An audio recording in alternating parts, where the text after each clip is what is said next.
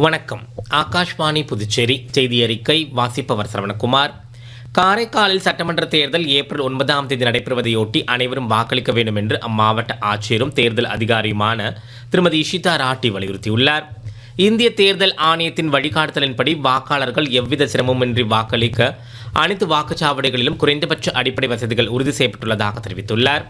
குறிப்பாக முதியவர்கள் மற்றும் மாற்றுத்திறனாளிகள் தடையின்றி சென்று வர சாய்வுதள வசதிகள் மற்றும் சக்கர நாற்காலிகள் ஏற்பாடு செய்யப்பட்டுள்ளன என்றும், கர்ப்பிணி பெண்களுக்கு வரிசையில் காத்திருக்காமல் வாக்களிக்க நேரடி முன்னுரிமை வழங்கப்படுவதோடு, நடக்க இயலாத முதியவர்கள் மற்றும் மாற்றுத்திறனாளிகளுக்கு தன்னார்வலர்கள் மூலம் சிறப்பு வாகன வசதிகளும் செய்து தரப்பட உள்ளன என்றும் தெரிவித்துள்ளார்.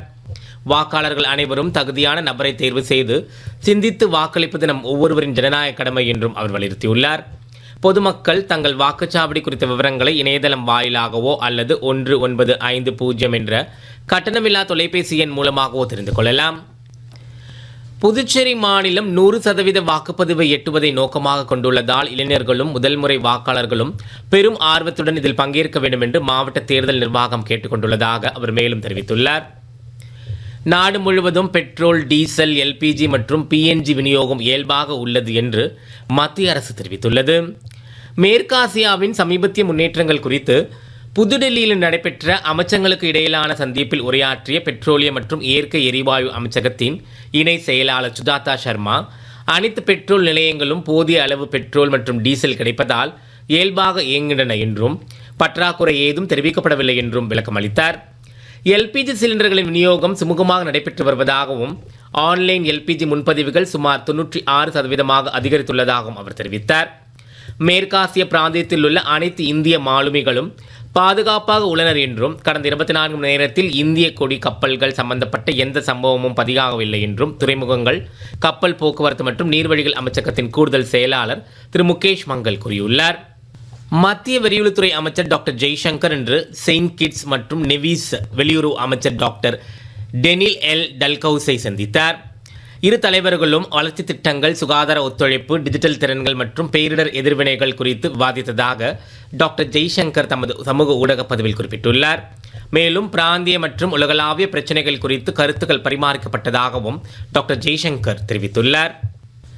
செஷல்ஸ் நாட்டிற்கு 250 மெட்ரிக் டன் உணவு தானியங்களை இந்தியா இன்று அனுப்பியுள்ளது.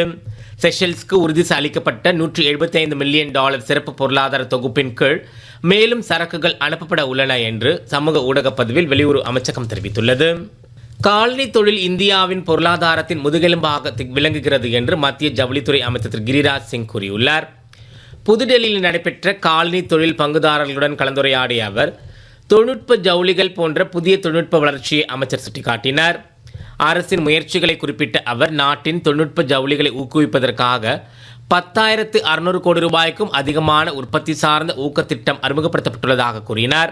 மேலும் இந்த கலந்துரையாடலின் போது மூலப்பொருட்கள் மற்றும் தரம் தொடர்பான சிக்கல்கள் உட்பட காலனி தொழில் தொடர்ந்து பல சவால்களை எதிர்கொண்டு வருவதை திரு கிரிராஜ் சிங் ஒப்புக்கொண்டார்.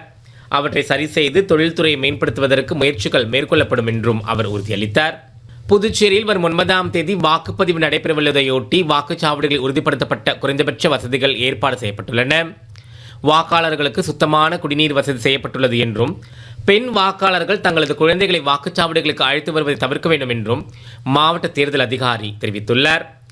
முதியவர்கள் மற்றும் மாற்றுத்திறனாளிகள் தடையின்றி வாக்குச்சாவடிக்குள் செல்ல சாய்வுதள வசதி மற்றும் சக்கர நாற்காலிகள் ஆகியவற்றுக்கு ஏற்பாடு செய்யப்பட்டுள்ளதாகவும், கர்ப்பிணி பெண்கள் வரிசையில் நிற்பதை தவிர்க்க நேரடி முன்னுரிமை மற்றும் முதியவர்கள் மற்றும் மாற்றுத்திறனாளிகளுக்கு சிறப்பு வாகன வசதிகள் போன்றவை தன்னார்வலர்கள் மூலம் வழங்கப்பட்டுள்ளது. வாக்காளர்கள் தங்களின் வாக்குச்சாவடிகளை அறிந்து கொள்ள ceo.puducherry.py.gov.in என்ற இணையதளம் மூலமாகவோ அல்லது 1950 என்ற தொலைபேசி எண் வாயிலாகவோ அறிந்து கொள்ளலாம் என்று மாவட்ட தேர்தல் அதிகாரி திரு குலோத்துங்கன் அறிவித்துள்ளார்.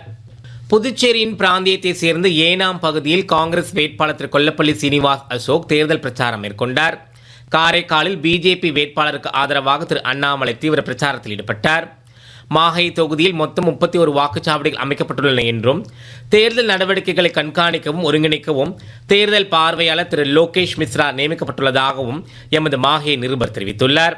சுதந்திரமான மற்றும் நியாயமான தேர்தலை நடத்த மாஹே முழுமையாக தயாராக உள்ளது என்று தேர்தல் அதிகாரி திரு அங்கித் குமார் தெரிவித்துள்ளார். இத்துடன் செய்தி அறிக்கை நிறைவு பெறுகிறது.